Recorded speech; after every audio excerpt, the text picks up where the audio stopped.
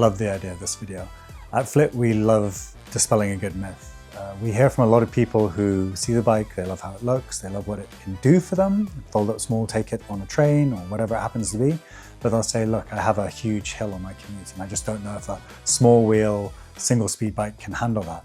So by dialing that up to 11, proving that we can get to the peak of Mount Snowdon, I think will reassure a lot of people that that hill on your commute, the bike can handle it.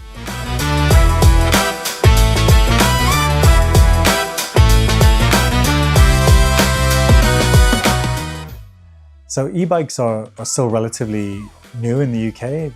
More and more people are getting them every year, but a lot of people aren't that familiar with them. And I think what this project showed is that e-bikes are much more capable than most people assume if they're designed well. If you pick the right components, a good electrical system, a very responsive sensor, then e-bikes can get through a lot more than you think, and they don't have to be overpowered with a huge motor to do it either.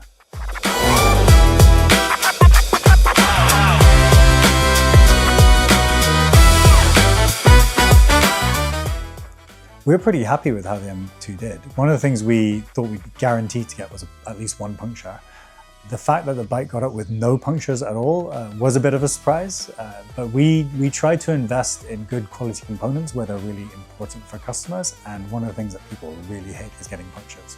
So working with a company like Schwalbe, who are very well known for their really puncture resistant commuting tires, I think was a good choice and was proved in the video.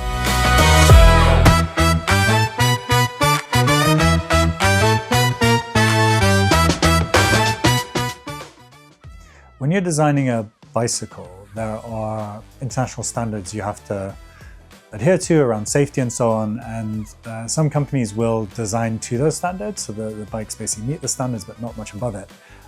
We try to design for how people actually ride, and this means going way beyond the standards. So Snowdon was taking it really out of its comfort zone, but the standards we designed to internally met that. And we're really happy with that.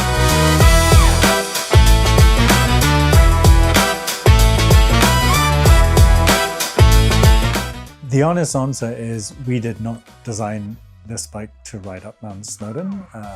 It handled it anyway, but if you were to do this every day, then you'd want something a bit different. We're really intrigued by the new places people are taking e-bikes on their adventures. And I think we're going to have a project in the works for a bike that will look a bit more at home in this kind of environment.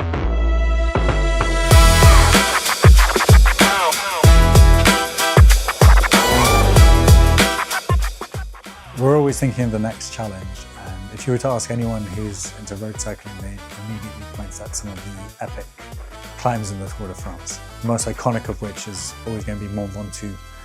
We've taken a look at it, pretty sure the FLIT M2 can make it up Mount Snowdon successfully. But also, it's not really, I think, where we want to take the bike next. What we do here is quite unusual. We bond our bikes together instead of welding them as would be traditional. This lets us get them lighter and more compact. So I think instead of asking where in the world we would like to take the bike, we'd actually like the world to come here to Cambridge and see what we do and how we make bikes unique.